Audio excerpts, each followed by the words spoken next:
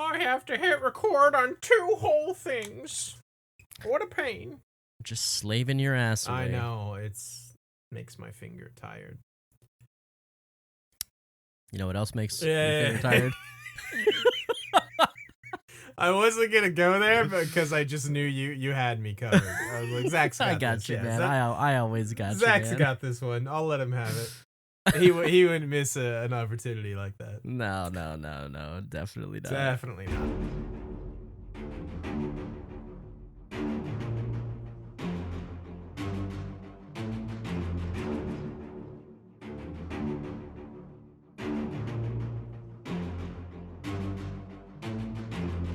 Hello and welcome to another episode of the We Don't Wanna podcast.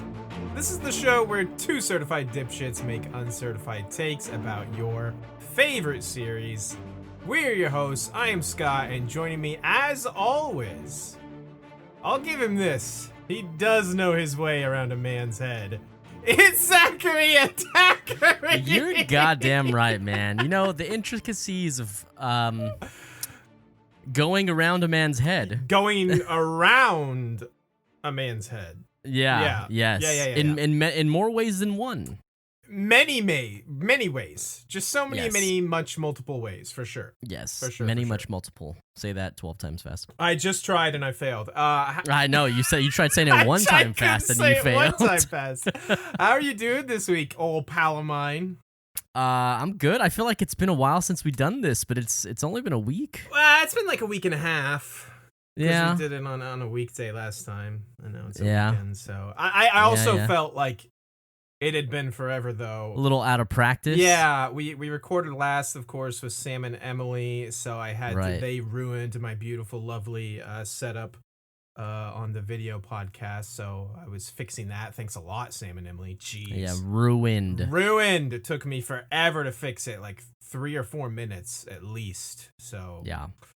I don't know what I'm gonna do now. If for some reason you're a crazy person and you're listening to this before you listened to last week's episode, go back and check that shit out, where we had our friend Sam and M doing the goddamn thing with us. And also go check them out at Harry Potter and the Half Drunk podcast. Their links, of course, will be down below. Yeah, stop being a crazy person and go listen to that one. Why if you're just popping in, you saw this randomly on YouTube or what have you, why would you check this episode out before you check out the Red Wedding episode? Yeah. Like, what are you doing? Come on. Come in. But I know what you mean. It does feel like it's been a while, but here we are. You're making weird noises at me. What is your hat, by the way? I want to ask what the fucking Elwood is. Oh, it's a clothing brand. That's it. They do like minimalist, like they have really nice clothes. I bought a really nice pair of linen pants from them. Linen they is are tough to care for. They are amazing. I bet they are breathable. comfy though. Yeah. Oh yes, dude. Oh yeah. Linen's a very nice fabric, but it's a little particular, isn't it? Like, I mean, I'm just treating them like normal. If I fuck them up, we'll see. Okay, fair enough. I thought Elwood might have something to do with, you knowing your way around a man's head, as we discussed. Oh, this was my nickname. This was my nickname in high school. Yeah. Elwood. Yes, Elwood. That's actually the wood. good. That's Spanish for the wood. Spanish for the wood. Even I knew that, and I know negative amounts of Spanish. But anyway. Well, you're negative amounts of color too, so Look at you. You're fucking white. I think there's something weird happening with my lights. I'm not this pale. Maybe. No, I don't think our listenership believes you. Yeah, they might not. I am actually hoping to get. I'm going outside for the first time in a while this week. I'm going camping this week, and I'm very excited about that. Hell yeah! So maybe, as you should be. Maybe I'll get a camping little color. is tight. Camping is tight. Also, I'm just excited to get up to the mountains because it is hot as hell in Texas. Has been for forever. So that's fun. This is the worst summer I think we've ever had, like, in my entire life. It sucks a lot. It's been like 100+ degrees for over a month now, every single day. Yeah, it's been terrible. Nuts, but Anyway, we have some Game of Thrones to talk about today. We do. This is a season finale, so it kind of does its typical season finale thing where it's like we got to check in with a bunch of different people and hit a lot of things and do a lot of things. So there is quite a lot to get to. It's a decently long recap, so maybe we better jump right into it. But before we jump right in, just a little bit, not housekeeping, but just a friendly reminder to you guys, if you guys are enjoying the podcast and you would like to support the podcast, we do still have our new merch run up and available. So you guys can check out the link in the description or go hit up the Instagram or Twitter. That shit is all over the place. 3 new designs. If you guys have not already seen, go check them out available on a variety of articles of clothing. So do the goddamn thing. By the time this actually goes up, I bet some people will have their hands on some of the new merch. We definitely do not yet. Yeah, I believe the first batch ships in like a week, if I'm not mistaken. Yeah, we definitely do not have it yet. I'm still rocking the old merch. But yeah, by the time this actually goes up, I believe people will have gotten the first batch. So that's exciting stuff. Yep. This is episode 30, the season finale of season 3, titled Mhysa. Zach, why don't you hit us with that recap there, buddy? Yeah, for sure. This episode was named by Jar Jar Binks, by the way. God damn it. Well done. Well played. Yeah. Well played. Oh, yeah. Great joke. I didn't know how I could fit it in other than just being like, I'm just going to say it. That joke, like, that possibility of a joke never even crossed my mind. So well done, sir. Well done. All right. We begin the episode with the ending and aftermath of the Red Wedding. Robb's men are being slaughtered outside the twins as the Hound escapes with Arya. In King's Landing, the lovely newlywed couple of the disgraced daughter and the demon monkey are having a walk and a chat, and a chat and a walk. Tyrion keeps a list much like Arya, but instead of killing them, Sansa suggests they give him the old shady sheep shift. You know, classic prank. Classic. Yeah, definitely. It's the it's the bad word for poo, for dung. It's the bad word for poo. That's definitely what she said. That's verbatim quote pulled from the episode. At the small council meeting, Joff is so excited that Robb Stark is dead, he has a Woody. He's also about to pop a hold. Oh, wait, that's your joke. You made that literally stole my goddamn joke. I tried to put in the joke. Fucking asshole. Zach, if you know one thing about my recaps, you should know that I will make as many jokes as possible. I tried. You're the worst. I tried slipping mine in. If you know what I'm saying. You tried to pop your royal trousers. Not realizing yours was already in there. You're like, hey, let me get it. Oh shit, Scott. Oh shit. I didn't see you there, bud. Tips, man. Oh, my B. You're the worst. I fucking we hate touched you. tips. All right. Joff is so excited that Robb Stark is dead that he's about to pop his hole through his royal trousers. Pop his hole? Pop a hole. That's a much better joke than me just saying he's thank hard. you. I was proud of that one and you ruined it, but moving on. If you're new here, we write these for each other and we read them sight unseen. It's real good. Yeah, it's that's good the joke. Classic prank. Yeah, classic poop prank. He wants to serve Robb's head to Sansa at his wedding, but Tyrion is very protective of her. And then Tywin sends that little bitch boy to bed without his supper. Shocker alert! Tyrion and Tywin have yet another incredible scene discussing family.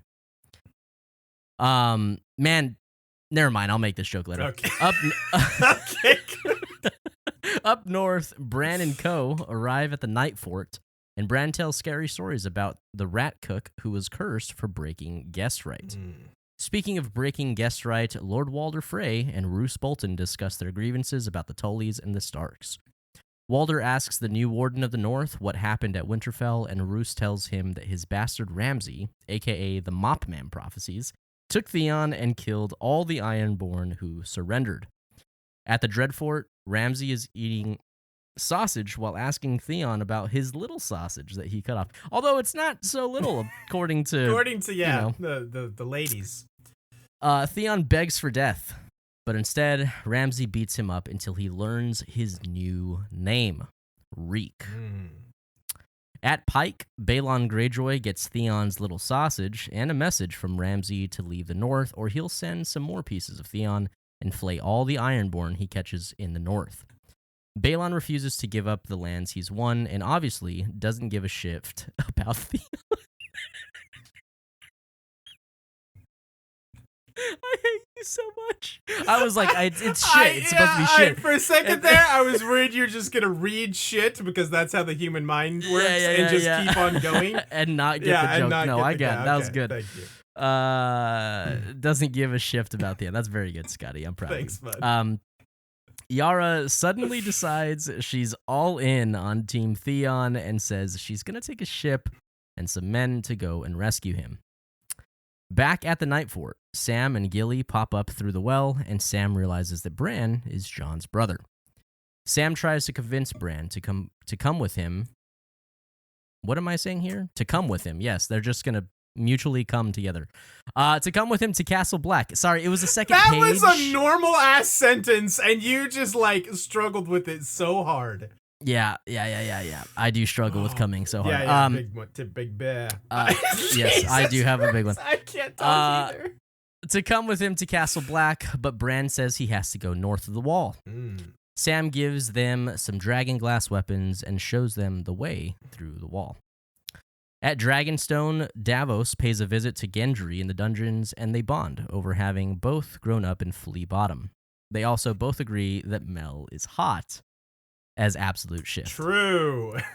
Varys chats with Shay and gives her diamonds to leave Westeros and never return. He says that he believes Tyrion is one of the few people who can make Westeros, a better place, and she is a dangerous complication for him. Shay refuses and says Tyrion should tell her himself. Cersei the Philosopher pays Tyrion a visit and tells him to give Sansa a child if he wants to make her happy. That she would have killed herself already if not for her children. Yes, even Joffrey Boy. Somewhere in the Riverlands, Arya and the Hound come upon a group of Frey soldiers, talking and laughing about how Catelyn died and how they sewed Grey Wind's head to Robb's body. Arya decides to stab the ever-living Shift out of one of them, and the Hound kills the others. Up north, Jon has stopped to clean his eagle scratches, when Ygritte gets the drop on him with her bow. Jon tells her he didn't have a choice and that she always knew he was still loyal to the Night's Watch. He says he has to go home now, and he knows that she still loves him and he loves her. She puts 3 arrows in him, but he escapes on the horse. At Castle Black, Sam and Gilly have arrived, and Maester Aemon is like, "Yo, Sam, my dude, you remember your vows, brother?" Sam explains that little Sam isn't his and that they're sworn to guard all the realms of men, and he's seen the White Walkers. Aemon intends to send ravens to all the lords of Westeros, warning them of the threat. Jon arrives wounded but alive at Castle Black. Back on Dragonstone, Davos reads the letter from Aemon before he finds out that Robb Stark is dead. Davos tells Stannis that regardless of whether or not this was Mel's doing, that conquering Westeros with blood magic is evil. Stannis says he will not forgive those who have made his country bleed, and he'll do whatever it takes to win the Iron Throne, including killing Gendry. Davos breaks Gendry out of jail and sends him on his way on a boat to save him. I know this isn't part of the recap, but this cut is hilarious. Which one? When it cuts back to Davos, and Davos is just like in chains. Oh, and yeah. Stannis is like, "You don't even deny it?" Davos is like, "No." Yeah, that is pretty good. Jaime has arrived back in King's Landing, goes to see Cersei. She looks relieved to see him, but also a bit horrified by his stumpy hand. Davos freely admits to Stannis that he let Gendry go, and Stannis sentences him to death. As the King's Hand, Davos advises against this and gives Stannis the letter from the Night's Watch. Mel reads it and looks into the flames and tells Stannis that this war means nothing, that the true threat is in the north. Mel tells Stannis not to kill Davos and that they still need him. In the east, the gates of Yunkai open and the former slaves come out. Mysande gives them the whole titles routine for Daenerys and tells them she freed them. Dany says that their freedom is not hers to give, that they must take it for themselves. The crowd begins chanting Mhysa, and Daenerys goes crowd surfing. And that is the end of season 3 of Game of Thrones. She goes real punk rock and starts crowd surfing. She's big into the concerts, they're Punk rock. big time. Yeah. This is, This is a good episode. It's a solid episode. It's like I said, I feel like it's typical of the season finales where it's like we got to hit every single, main character and kind of check in and see what they're doing. Right. A lot of good stuff in this episode, a lot of good lines, a lot of good scenes. And yeah, let's talk about it. Where you want to start? You want to start at the top or? Yeah, let's do the goddamn thing. Yeah, let's kind of run through in order.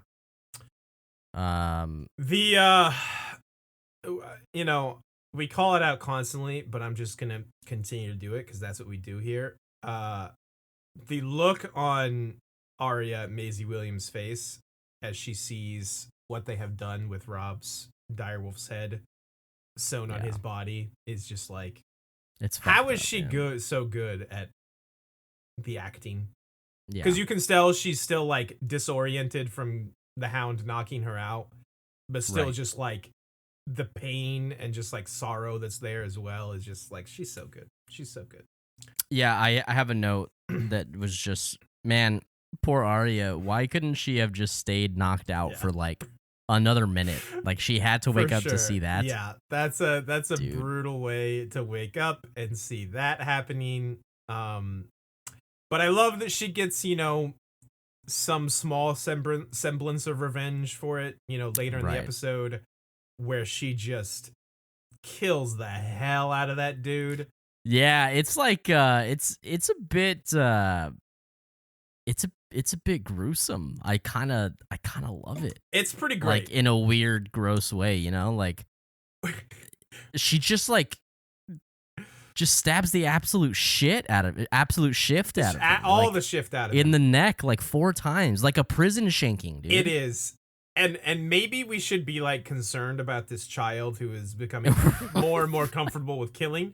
But it's too awesome. I can't be concerned or mad at her about it. My favorite thing maybe about that scene though is that the Hound isn't like upset that she did this. He's only upset that she didn't warn him first. Yeah. If you're gonna do that again, fucking tell me first. Like I don't care if you do that again.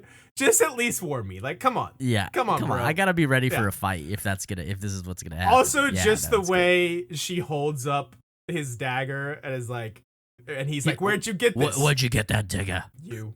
And she's just he's not like terribly mad about it. He's just like, fucking warn me next time. God damn it. Yeah, it's very good. That's a phenomenal scene. They continue to be just the greatest pair ever. Oh my God, they're so fucking good. They're so great.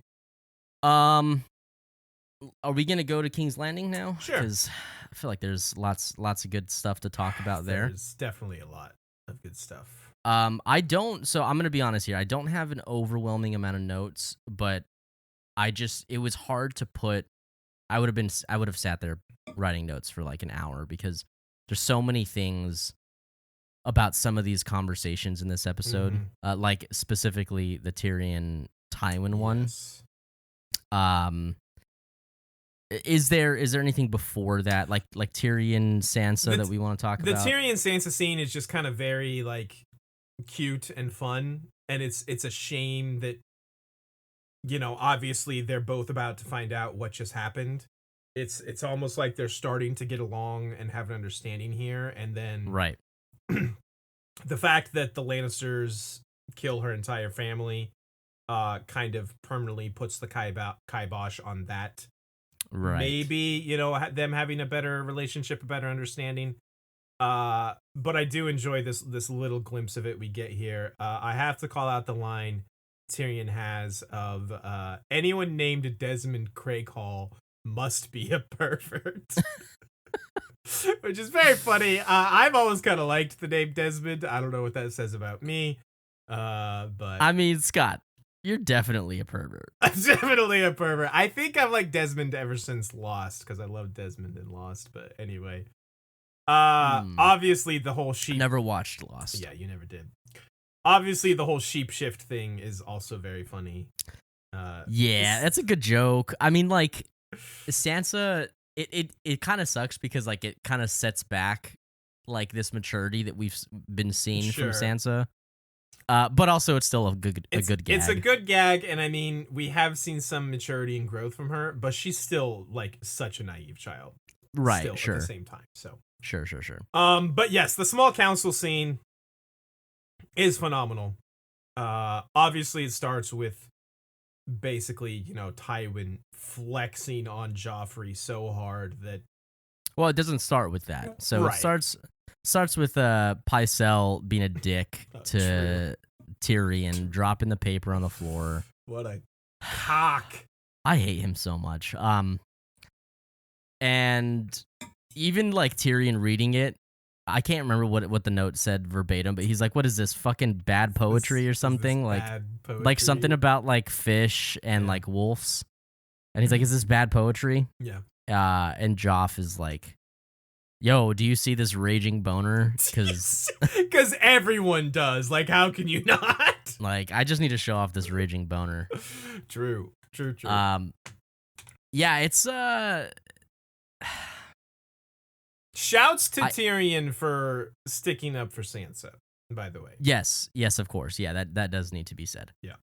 I was just gonna kind of like move straight into like we constantly are stroking Tywin's big veiny acting performance. Mm-hmm. Well played.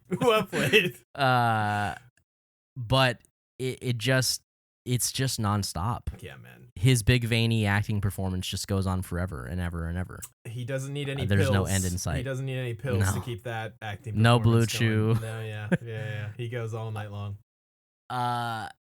This dude, we've said it many times before. I mean, this guy just knows how to command a room. I mean, it's Charles Dance because he's an absolute baller. But Joff just starts talking some shit. Mm-hmm. Even to Tywin, like a fucking idiot. He hasn't learned his lesson yet. Tywin has taught him this lesson multiple times before, and Joff still doesn't fucking get it because he's an idiot. Yes. What exactly I can't even remember. What exactly does Joff say? He says something about like my father won the real war or something like that. Right. But right before that, I think actually maybe the first thing Tywin says in the meeting, like I wanted to like take down half his quotes in this scene because they're all so good. But yes, specifically when he looks at Joffrey and just says, "Any man who must say I am the king is no true king. I'll make sure you understand that when I've won your war for you." There's just like so much layered in there. It's like, I'm going to learn you what this means when I'm done winning your war for you, you dumb little asshole. Yes, exactly. And then Joff is like, yo, Stannis is, or I beat Stannis. Mm-hmm. I broke him at the Blackwater. You didn't do shit, my dude. Yeah. This dude's a fucking idiot. What was the classic? What did she say exactly? Did it sound urgent? That's what you were doing, my dude. Yeah. You were cowering behind your mama's skirts, bro. Well, and we get another classic Joffism in this scene as well. Yes. So he talks some shit to Tywin. Tywin just looks at him with glares. The sharpest daggers of eyes that could have ever existed, and says, "The king is tired. The king is tired. See him to bed." Yeah. And he goes, Cersei gets up and is like, okay, I'm gonna take him to bed, and Joff is like, I'm not tired. I'm not tired. And then Tywin just goes, maybe some essence of nightshade to help him sleep. And he's just like, I'm not tired. It's so good. Tired. It's so good, dude. It's so fucking bad, dude. I can't believe how good Charles Dance is. And then even after all this, and he leaves, and Tyrion is like, oh, you just sent the most powerful man in the realm to bed without his supper. And Tywin is just hits him with the, you're a fool if you think he's the most powerful man in the realm. Yep. Yeah, it's like he's just told Joffrey, anyone who must say I am the king is no true king. Everyone in the grandmother knows where the real power lies. It lies with Tywin Lannister. Right. And he proves that once again by his masterful manipulation and strategy. Orchestration of the Red Wedding. Yep, of engineering this whole Red Wedding. And it's good. And even Tyrion is just like, yeah, I gotta admire the handiwork of that. But then I do love how, Tyrion is all like, killing people at a wedding though, my dude? And Tywin hits him with the, explain to me why it is more noble to kill 10,000 men in battle than a dozen at dinner. This is maybe why I love and appreciate Tywin Lannister so much, is because the dude is just pragmatic dude. As hell. And that is how my mind also works. Maybe not this, I'm not gonna kill people. Not as callous, obviously, but like, well, no, you are pretty callous. I am pretty callous, but I'm not killing people at dinner, is what I'm trying to say. You killing them other places? Yeah, other places, just not dinner. Scott, this is being recorded. Oh shit, is it really? Fuck. But just the pure pragmatism of like, why have so many men die in battle when I can kill a dozen at dinner? Like, right. It just makes sense. Yeah. I think. So then this moves into another fantastic scene. Mm-hmm. I mean, the small council scene is great, and then it continues between just Tywin and Tyrion. Yeah. And they're talking about this. Tyrion is not super into the idea of what happened, although he admires it that it was done. Yeah. Is this the scene where Tyrion hits him with use small words? I'm not as bright as you. Yes. Dude, just a fucking fucker, Yeah, dude.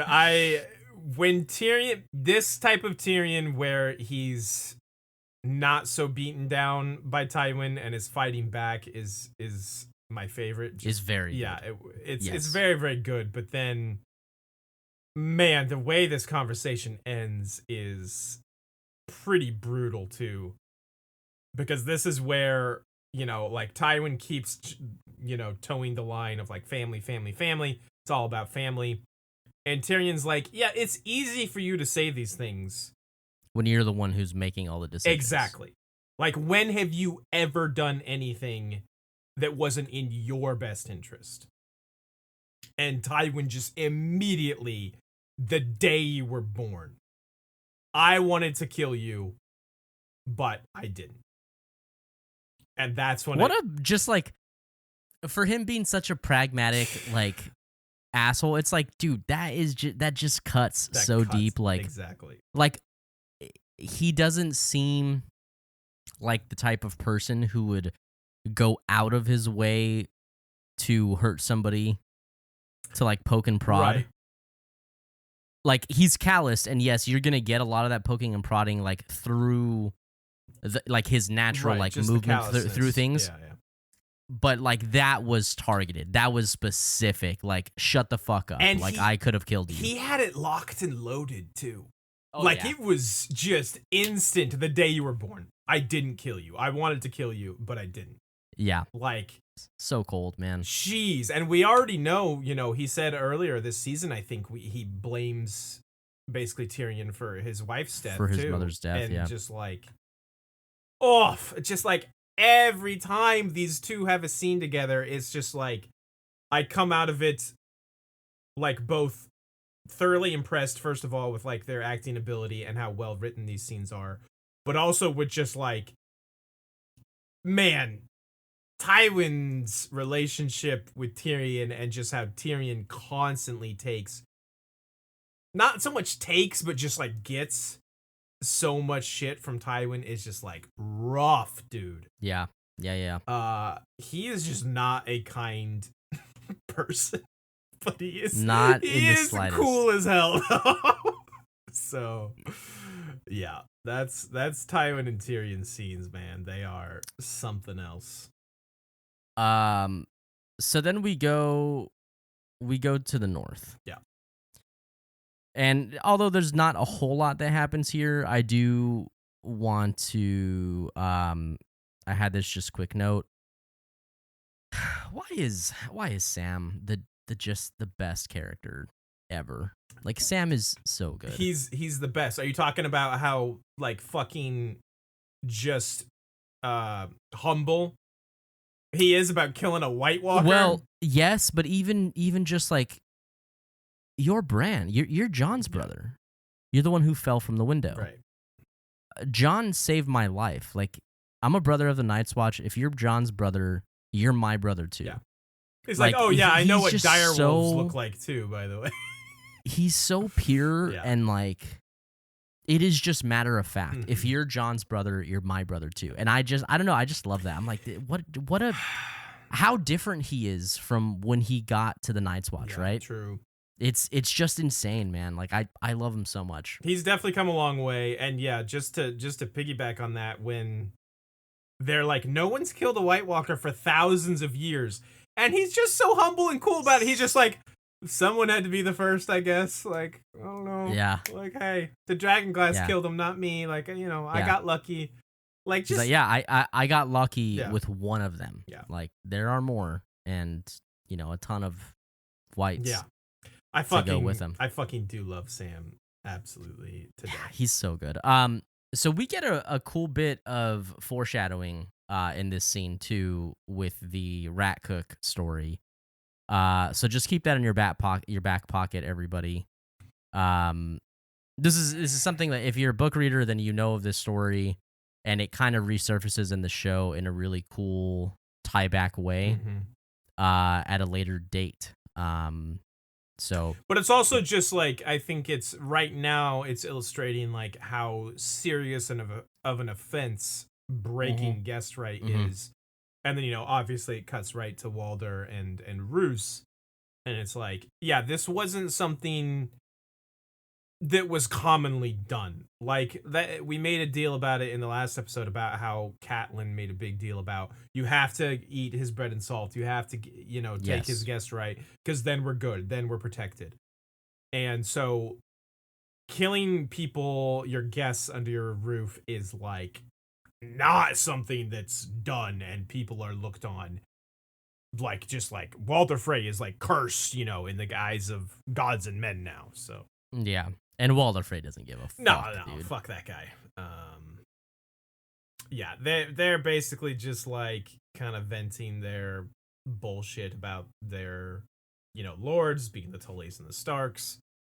And then we find out, we get finally the reveal, the name of old Mop Man Prophecies. Yeah, I think we've been calling him Ramsay for a few episodes now. Have we? Okay. I think we've let it slip. Probably. But yes, this is, if you hadn't guessed or if you didn't know already, this is Roose Bolton's bastard son, Ramsay, that has been torturing Theon and just... Pork sausage.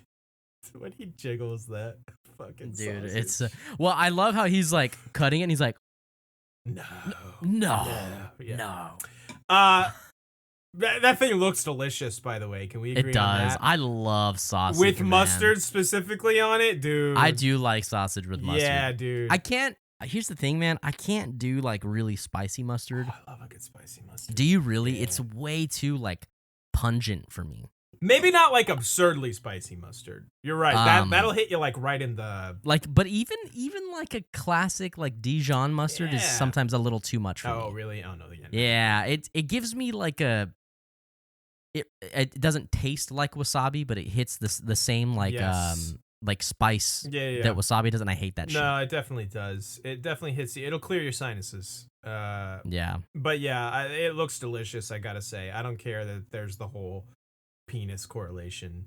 Or maybe that's all I care about is that it's a penis. Maybe that's why you Maybe love that's it. why it looks That's so why you love delicious. it. I love Yeah. spreading a nice, glob of Hellman's when I'm knowing my way around a guy's head, if you know what I mean.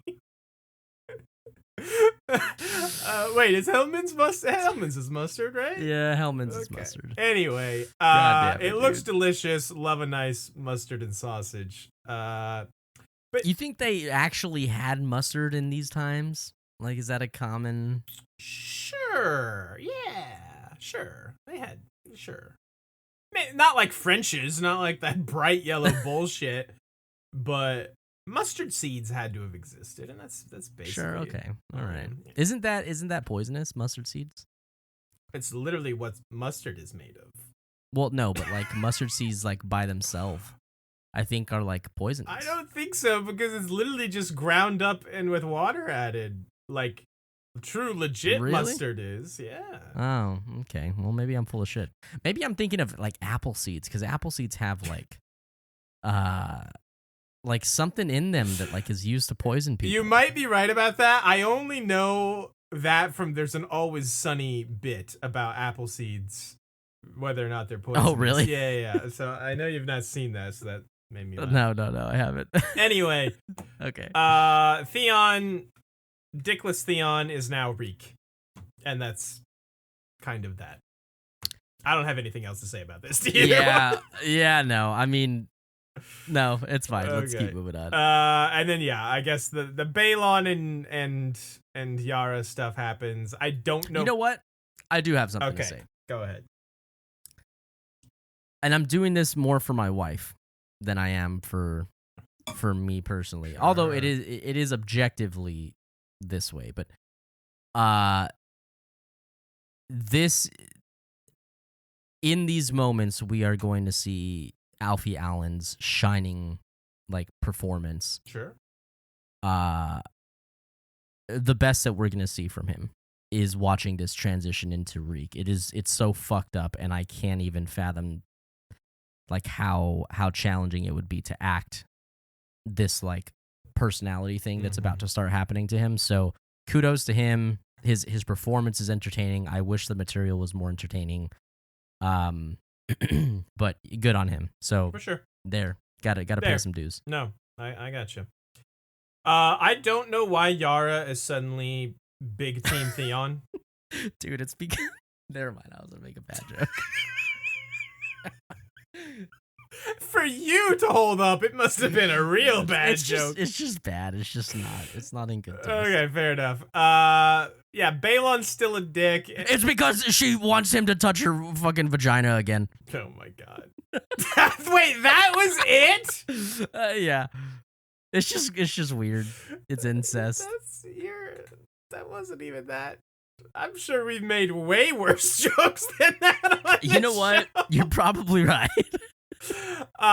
Anyway, Balon's still a dick, and Yara's gonna go save Theon. That's kind of all there is here. I'm curious, listeners. Like legitimately, does anybody like enjoy the Grey Joy stuff? You forgot their names. You don't I care. was gonna about say them. Grey Water Watch. You hate them so much. You forgot their damn name.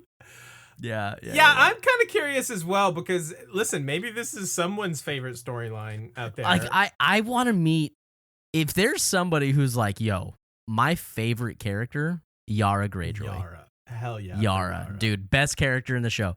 First off, you're a fucking idiot. Second off, like, please tell us why. Please tell us why. And I won't judge you too much. Although I've already judged you as a fucking idiot. So true, you did just say that. Yeah. She just comes off. I think someone asked us like in the comments like why we're hating on Yara. Is she just not the most boring person that's ever existed? She's pretty boring, and I have said multiple times that Theon deserves everything he gets and brings most everything on himself. But even still, she is just kind of like unnecessarily dickish to him all the time. Like, I think about when he was getting on his ship and she just comes in and starts, making big fun of him. And it's like, why are you even here? She's like, doesn't need to be here. She just came to give him shit. And it's just like, it's Greyjoy stuff. The Greyjoy stuff is just so boring. It is. And it's boring in the books too. So I was going to ask you, like, I can't really remember much. She is Asha in the books. Yeah. I was gonna ask, like, I can't really remember much of that. Is she even in the third book? She is, right? I don't think we get a ton of her. Like, she's in it, but I don't think we get a ton of her until book 4. Okay, yeah, and I haven't read the fourth one. I was gonna ask if she's any more enjoyable in the books, but the whole Iron Island storyline is more interesting in the books than it is in the show, but it's still not great. It's still not something that I'm like, oh, sick, yeah, an Iron Islands chapter. Like, no. Sure. No. I wonder if the people who really enjoy the Greyjoys are like more the book fans than probably the TV could show. be, because like I said, it certainly is more involved and more interesting. And you being a Kraken yourself, like not even liking it is truly something. So yeah. Just not a fan. Let's hit the Dragonstone stuff. Okay. I fucking love Davos just so much. It's unparalleled. He's such a baller. He goes down and sees Gendry, and Gendry is just like, yeah, you highborns and your bullshit. And Davos is like, I heard her. She called you sir. Yeah. I fucking heard that shit. I fucking heard her. He does do exactly that. But like Davos is just so cool about it. And he's like, yeah, man, their shit flowed right past my door, my dude. And then just, like, I feel for him so bad because he's like, I did it for my son. And Gendry's like, well, how's your son? Does he have a better life now? Have a better life? And Davos like, no, he's dead because of me. And it's just like, man, I did not give a shit about Mathos, but you make me hurt, Davos. I love you. Dude, speaking of Mathos, Amanda today watched Blackwater. Oh, sure. And then she watched the podcast. Mm-hmm. And I caught the part of it where you're like, drums! And it's so fucking funny, dude. It's still, like, you sent my ass to another dimension with how funny that was. That was a good moment. That was a good moment. I just fucking Mathos. Dude. Anyway, Davos just continuing to try and talk sense into Stanos related to Thanos about killing Gendry. And Stan's just like, nah, I gotta do it, dude. I gotta do it. So yeah, just instantly, it's just like Davos taking Gendry to a boat. Yeah. It's not, but that's kind of what it's like. He has some great lines here. He tells, he comes to get Gendry from the jail cell, and Gendry says, is this some kind of trick? And Davos just goes, yes, but not on you. And then when he puts him in the boat, he's all like, do you know how to swim? And Gendry's like, no. And he just goes, don't fall out. Don't fall out. And I'm just like, God damn it, Davos. I love you so much. He's amazing. Let's see. Okay, well, let's just do this cut here because I know it technically goes back to King's Landing and then back to Davos. But basically, the next scene is Davos in custody with Stannis, and Stannis is like, "Do you deny it?" No. And Stannis is like, or Davos is like, "No, no, I did it. No, I did that shit. Oh, yeah, I put that boy in. Are you happy? Yeah. You happy you did that? Yes. Yes, yeah. I am. Big time. Glad that you saved his life. Yes, I am. Big time, for sure.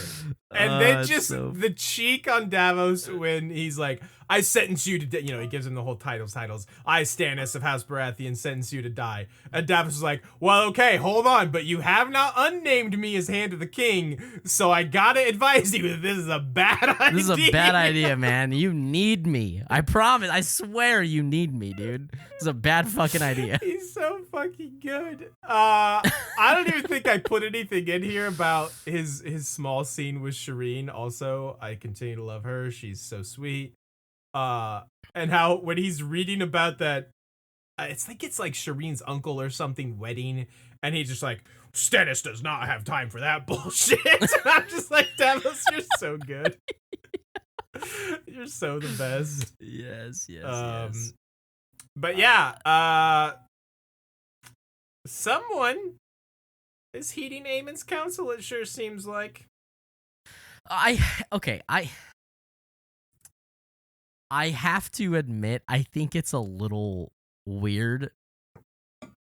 I mean, like, I guess from Davos's perspective, not that he would be this type of person, but from Davos, it could be like, hey, like, if this becomes a priority, maybe, like, I'll be needed, right? Sure. Like, I'll bring value back to Stannis.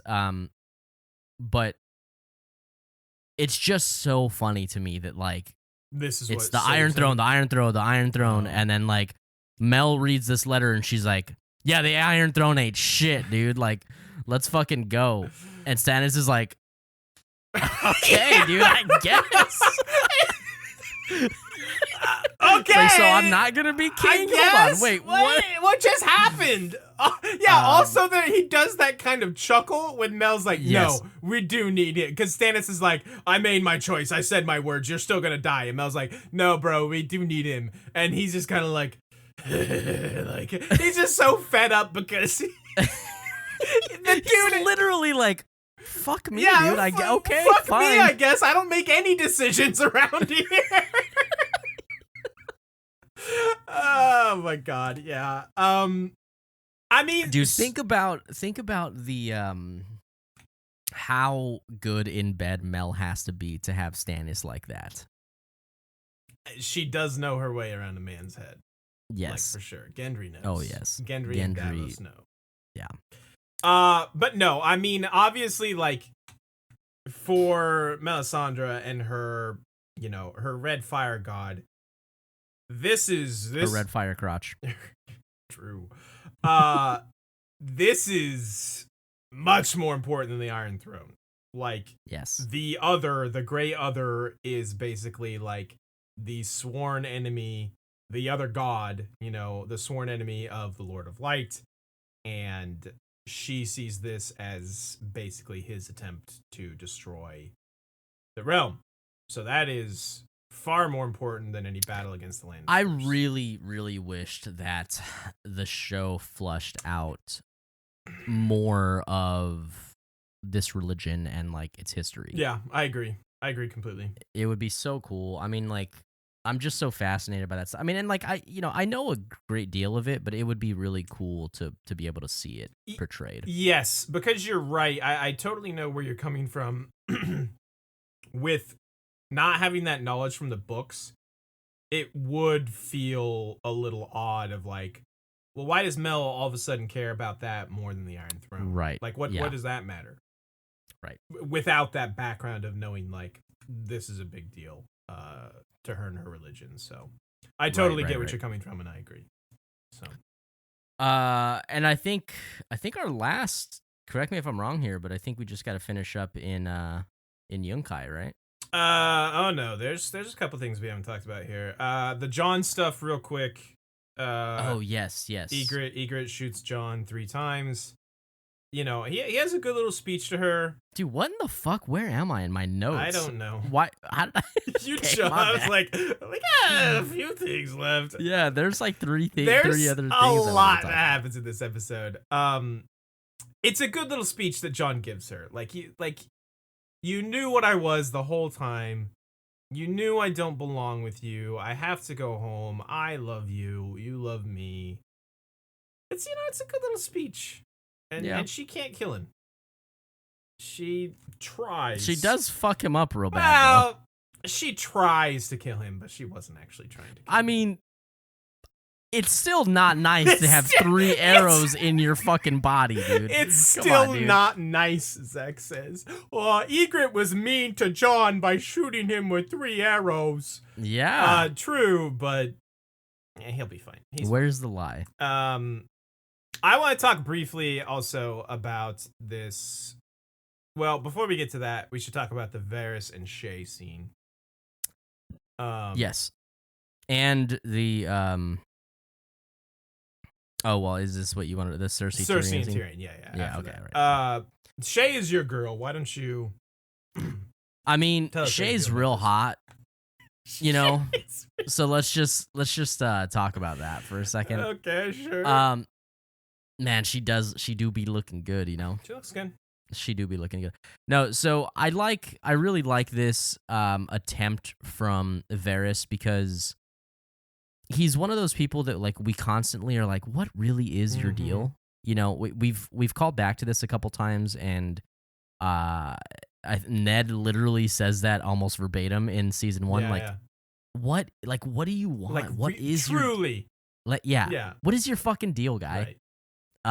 And Varys. Deal, guy? Direct quote, Ned Stark. Yeah, Ned Stark, dude.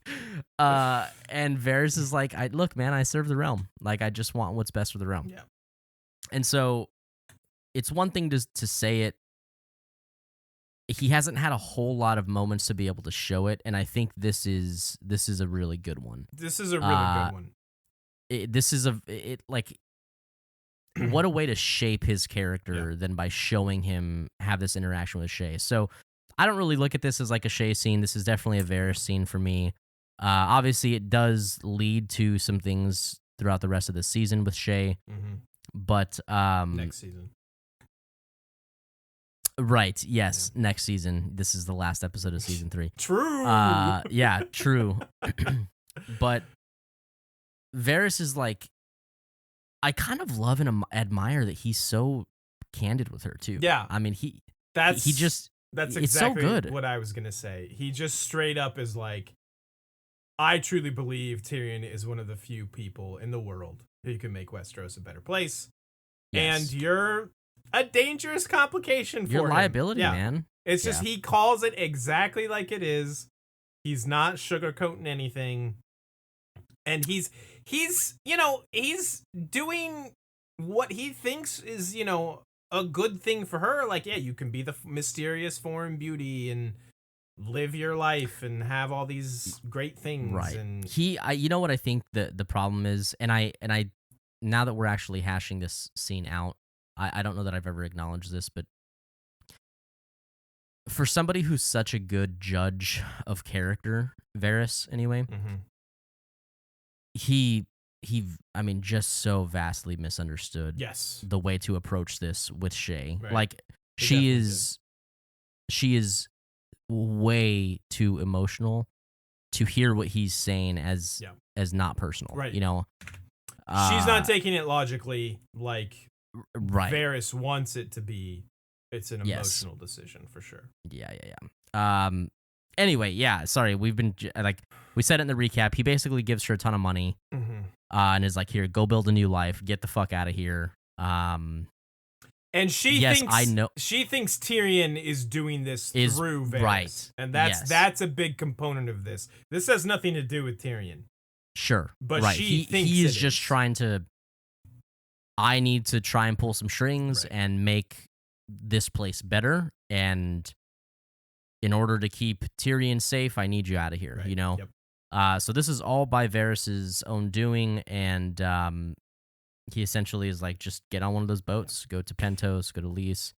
I think that's a huge component of it, because if she doesn't think Tyrion, is involved with this in any way, maybe her reaction is different. I don't know. But the fact that it is, like you said, such an emotional decision from her where she thinks this is Tyrion trying to force her away makes it that much worse. So Right, for sure. He does speak to her on an emotional level. He's like, look, I know that you truly love him. Care for him, yeah. Yeah. And it's not bought by gold or silver. You know, like you love him. And I know he loves you. But this just can't be. Yep. It's a real bummer. It's a good scene. It is a good scene.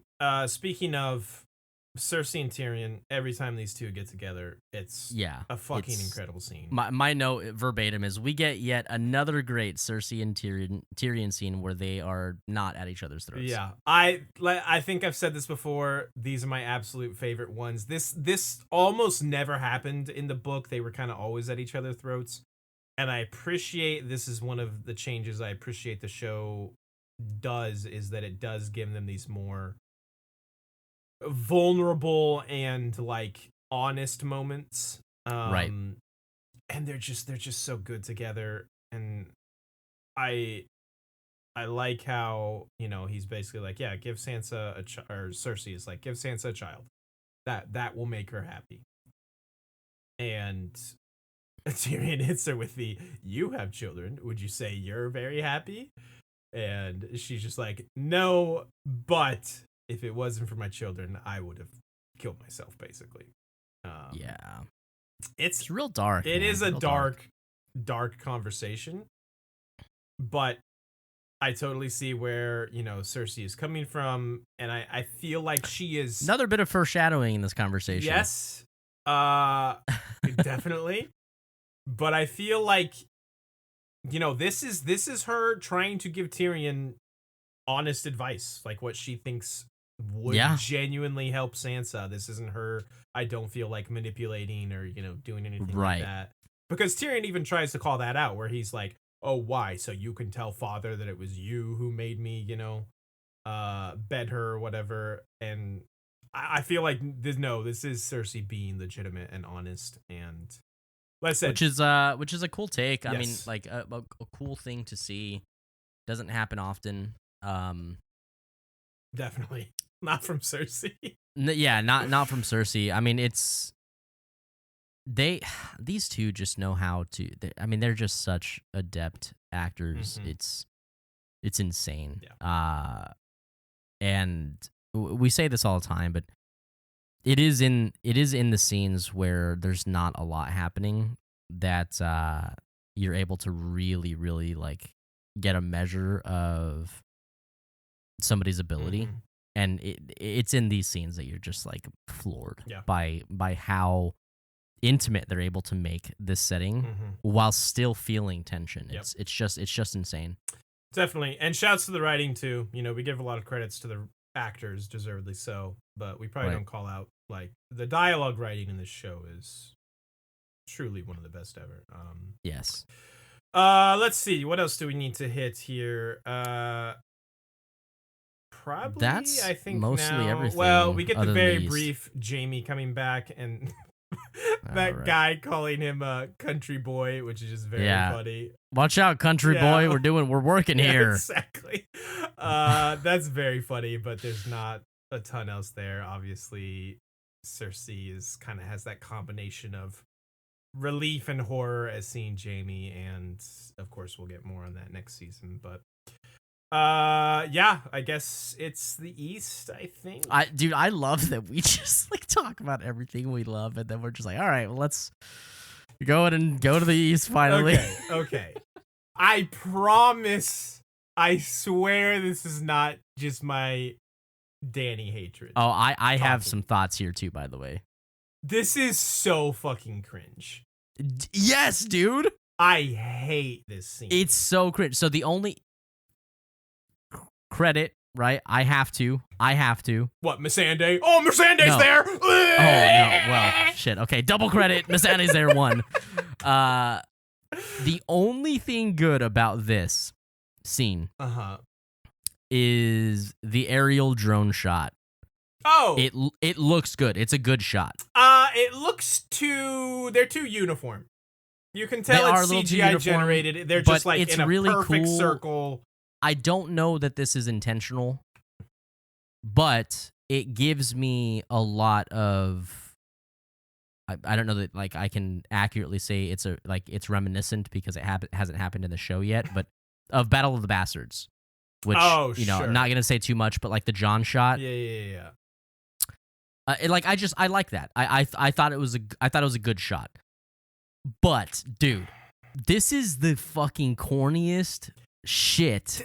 And her walking into the crowd, dude, and then them lift, like, it's just like, yo, what is this? Is this a fucking High School Musical shot? Like, I'm trying so hard not to make this bad, dude. Scott and Zach Dany hatred hour. This it really does not have to do with me not liking Dany. It's just corny. Yes, it's so corny. It's like, okay. Here's my bigger problem. I'm sorry. This is the way you want to end the season? Really? Like, this? With this? Like, This is your end of season. They don't really do end of season cliffhangers. I guess there's a couple maybe. But this is what you want to end the season with? This cringe fest? I'm just like, Yeah. no. Okay, there's another thing that's good about this. Here, I'm doing my diligence. I'm being objective here. Her correcting Missandei when Missandei says, sure, you owe her your freedom, and her stepping forward and saying, no, you don't owe me anything. Like, I don't hold your freedom. Right. I can't give you your freedom. It's your freedom is your own. Sure. You know what I mean? And I like that. You give that dialogue, that intention to any character, and I like that. That's not bad. Yeah, I have no problem with that. It's the crowd surfing. It is simply the Mhysa and the crowd surfing scene. It is, boy, that's bad, dude. Even the music too is rough. It's just bad. I mean, it's kind of the Game of Thrones like typical kind of triumphant score, isn't it? Like it starts off a little bit more like, no, whimsical is not the right word. It starts off a little bit more like ooh, like what's happening when she starts like walking into the crowd. Yeah, I fucking hate it. I feel like it's corny, very similar to the score that's, maybe I'm misremembering, but I feel like it is very similar to the score that's used at the end of season 4 as well. I said maybe I'm wrong, but that's we'll get there. But that's how you fucking end a season. God damn it, Game of Thrones. Yeah. Oh yeah. Oh, I have to be mad at you right now because I don't know if I've ever thought this strongly about this until obviously, we're taking a much more obviously doing it for the show. We're putting under a real microscope. Bigger lens. Yeah. And I was just like, this is do not like. So, yep. Anyway, are we ready to transition here? But yes. Let's do the old reach around. Let's do the old who be thrown in reach around. Who be thrown in? Okay. Boy, I really let you guys talk me into keeping Bran on the list. That is just yeah, you did. Absolute fuckers. Okay. That last episode was a wild time. It was a wild time, and if you watched all 16 hours of that, good on you folks. Where we ended up at the end of that marathon was Roose. Dude, there was a brief moment in time where we were about to cut Roose, and he is at number goddamn 1. And I think that's accurate. Yes. Roos's was at 1. Daenerys was at 2. Look, Sam and M just needed a little bit of backstory. That's why he was on the chopping block. True, but I think I agreed with it at one point, and then you pulled the biggest reach around of the century and got him on the number 1. Yeah, dude. Roose Bolton number 1, Daenerys number 2, the Hound number 3, Bran, fucking Raisin Bran at number 4, and goddamn Walder Frey at 5. Let's just rip all this bullshit down. I think we all know who is going to be number 1 here. Let's be real. Let me get rid of these. Let's be real. Bran Muffin, get out of here. Daenerys. Muffins. Muffins. Where are you? Muffins. Zach, who's our number 1? Why don't you tell the good people out there? It's probably gonna be Gilly. Big time to Gilly. Yes, she's like, don't kill No, Sam. dude, it's fucking Tywin, my guy. It's fucking Tywin. There you It's fucking Tywin. He sent Joffrey to bed. Oh, we hear that he's the one that orchestrated the Red Wedding, although we knew that. We pretty much knew that, but we also... This episode spells it out. We kind of held off on putting him on the list last week. Because he's not in the episode for one, and also because it's truly this episode where we see his hand and how much he engineered the hell out of this. Right. So, and honestly, and even in this episode, it doesn't show us a whole lot, but with context clues and intentional watching, you will piece together that if you did not know, the entirety of this season, almost every scene that we get of him He's sitting in his chamber. He be writing those letters. He is writing those letters. Yeah, dude. I mean, this dude is working this shit out. Yeah. The entire time, and it just what's just a mastermind. what's This guy's not insane. explicitly stated in the show, but you can kind of, context clue it out, is by the time that Jamie and Brienne arrived at Harrenhal, where Roose Bolton was obviously in charge, Tywin had already, basically reached out to him, sent letters to him. And this whole thing, it kind of seems like in the moment of like, oh, Jamie is kind of talking his way out of this and getting Roose to agree to let him go back to his father and blah, blah. Tywin and Roose already had, like, most They of were that. already touching tips. They were already touching tips. They already kind of had the openings of this alliance going on. And, Without that knowledge, it would be easy. Like, so I'll actually put myself back into the first time watching the show. So if this is your first time, let's address a couple things. It's very easy to watch it and think that Roose is letting Jamie off and telling him, you will tell your father that I had nothing to do with your maiming, as an attempt to get in with right. Tywin. Or because he's scared of Tywin. Right. But that's not it at all. That is not the case. It is that he already has an established relationship with Tywin, and he wants Tywin, like, he needs to make sure that Tywin doesn't think that he's going behind his back. He needs to make sure that Tywin knows that he's still on his side. Tywin is just fucked up how good he is. He's 10 steps ahead of where everyone else is playing, like, fucking finger paints. Marbles. Yeah, and he's over here, like, playing 6D chess. Marbles is actually surprisingly kind of a strategic game. Did you know that? I fucking hate you. It really is, actually. It is, though. Let me explain marble rules. Guys, marbles. Marbles, guys. It's the new thing. I don't really care. No, wait. I have one other person I care about getting on this list, and the rest, you can do whatever the hell you want, basically. My boy fucking Davos has to be on this list. Man, okay. Yeah. No, I like that. He saves Gendry's life. Mm-hmm. He puts Stannis on the path to, help the Night's Watch. He's a general, all-around baller. He has great lines. He has great scenes. Davos has to make this list. I agree. I feel very strongly about that. I don't feel strongly about much else. I don't know. Who are you thinking? I do have one other, but go ahead.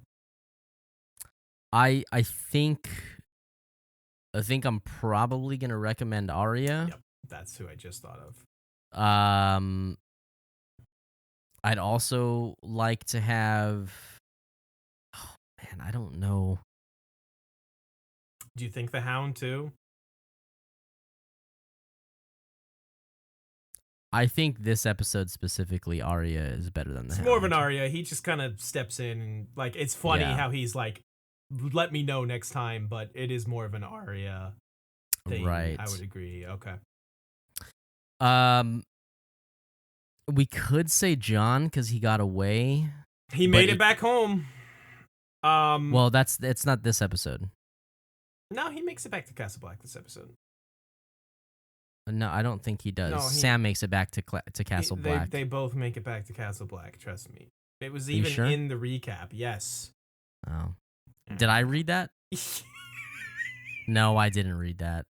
So what are you saying? If you're not reading it, you're not paying attention. Yeah, I don't listen to you. Yes, Jon makes it. Jon arrives wounded but alive at Castle Black, and Sam's like, "It's okay, you're home, Jon." He's like, looks up at them, and he's like, "Pip, Sam." Yes, that's this episode, my dude. Okay, all right. I can see a case for Jon. Is there a case for Tyrion? Oh, okay. Hold on. Yikes. I think Dany. I don't. I mean, Dany just. Her one scene is ultra cringe. Yeah, but her scene puts her in the conversation And she's just captured Yunkai. We already gave her credit for capturing Yunkai last episode. And now all the slaves love her. She had already done all those things, and we gave her credit for it last week. I can't give her credit for the same thing 2 weeks in a row, especially when it's ultra cringe. I don't disagree. I'm trying to be objective here for our listeners. I know, Scott. but we gave her second last week, dude. Last week was a good week to give her second. Not a lot of people were winning last week. What was that fucking noise you made? I left my vibrator in my butthole. What? Just turned on. Just. What about Jamie making it home? I don't think so. No, all right. That No, I was don't a think bit so. of a reach. Yeah. I mean, Roos and Walder still kind of be winning. Roos is named Warden of the North in this episode. Yeah, I can see a Roos. Fuck Walder though. Yeah, fuck Walder. He's just being a creep. Do we think like boy, who else? A Joffrey? I mean, yo, actually, that's not like all of Joff's enemies are done. Yeah. What about Stannis or Mel, considering their blood magic worked? Yeah, but did it work or did Well, Tywin? If you say it worked, then that's discrediting Tywin's scheming. No, that's and I like how we didn't really talk about this, but I like how Davos specifically calls that out. Like, I don't know if he died because it's war and men die all the time, or because you threw a leech on the fire. Right. And again, Davos fucking rules because he's so honest and straightforward. Like, yeah, maybe that's why that happened. Maybe not. Who knows? Right. He's the best. Sam.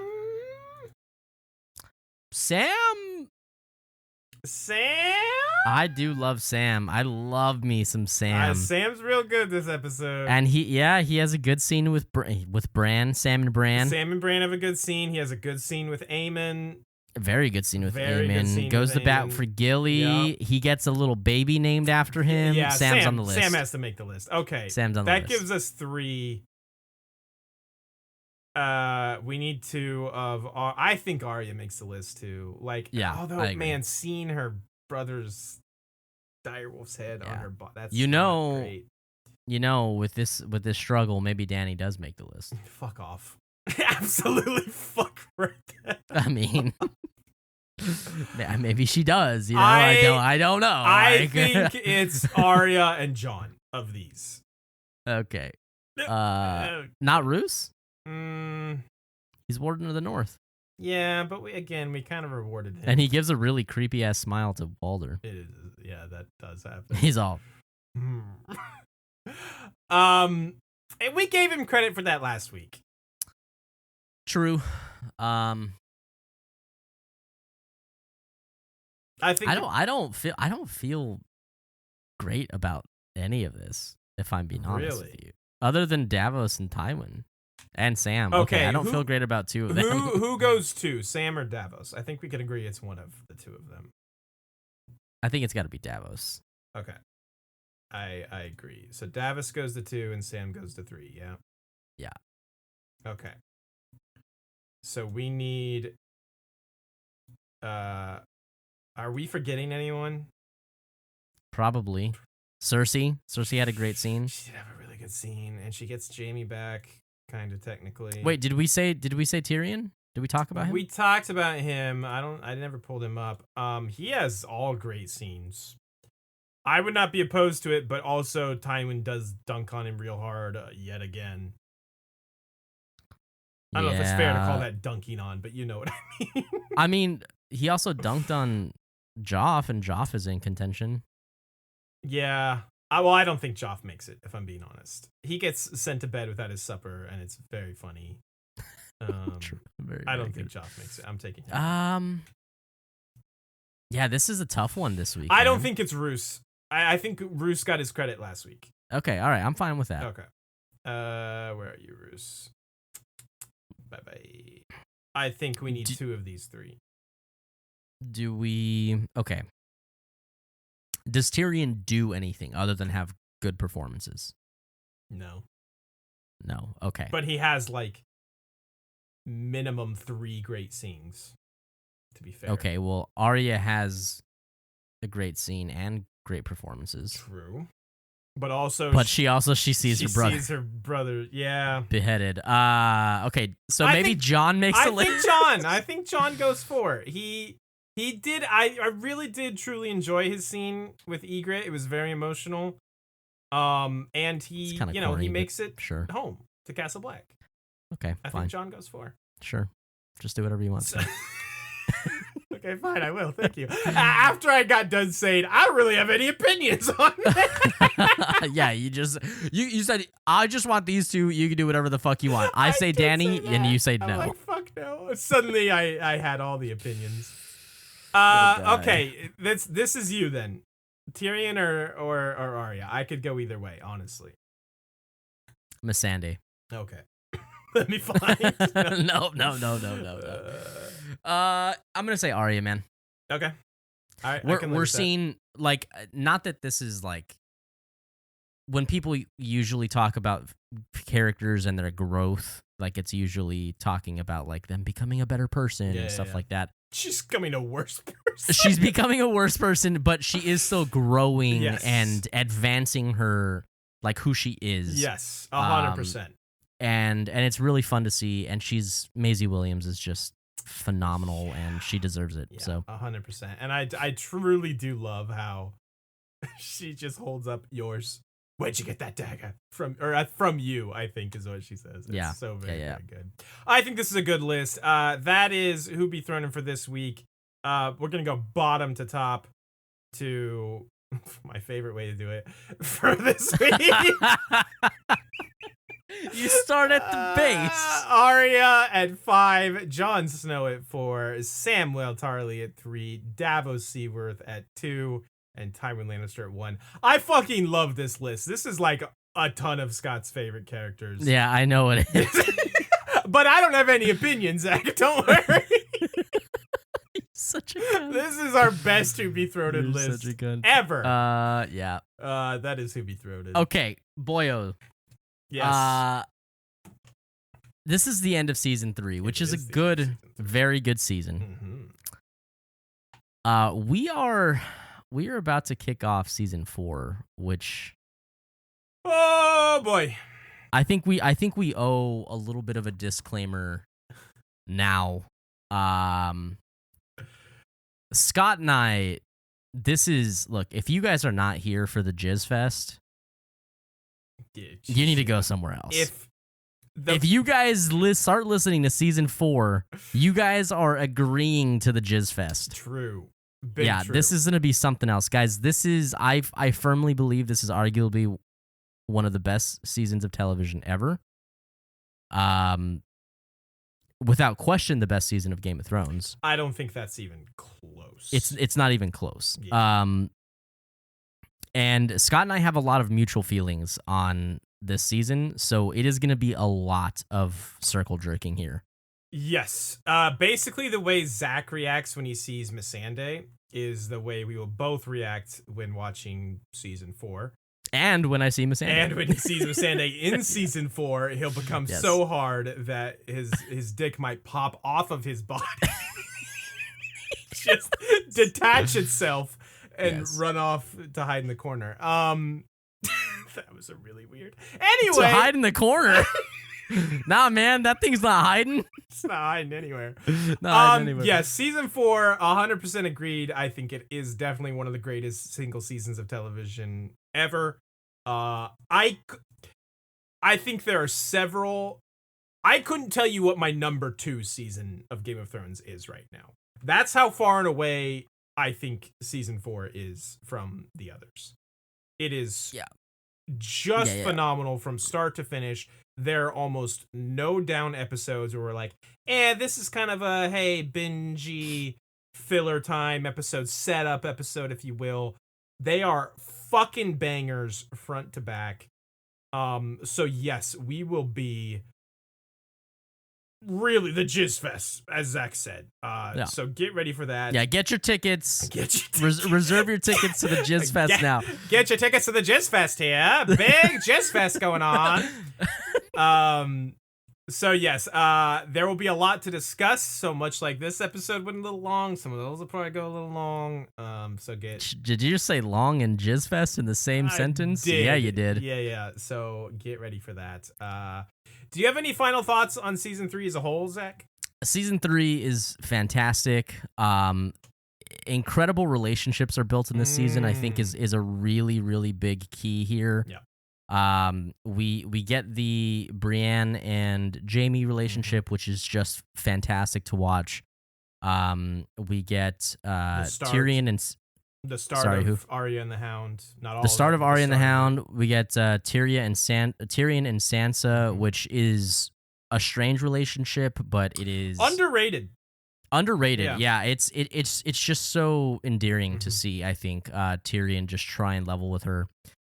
We also get Marjorie and Joff. Yeah. I mean, this season is just jam packed with like big, meaningful relationships, and I think that's probably the takeaway. Yeah. And when you like to see good actors and actresses bounce off of each other like that, season 3 is a season that delivers on that. True. So, yeah, had a whole lot of fun with that. But that was just the foreplay, baby.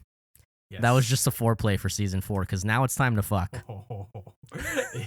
This show is lubed up and ready to plow at this point. I mean, I am ready, and I'm grabbing my ankles, baby. Yes. I'm fucking ready for this thing, dude. 100%. Grab your God. ankles, and prepare yourself, because it's a coming. Yeah. It's a Bite coming. down on the rag. It's gonna be a good time. That is gonna do it for us here for episode 30, Mhysa, and season 3 of Game of Thrones.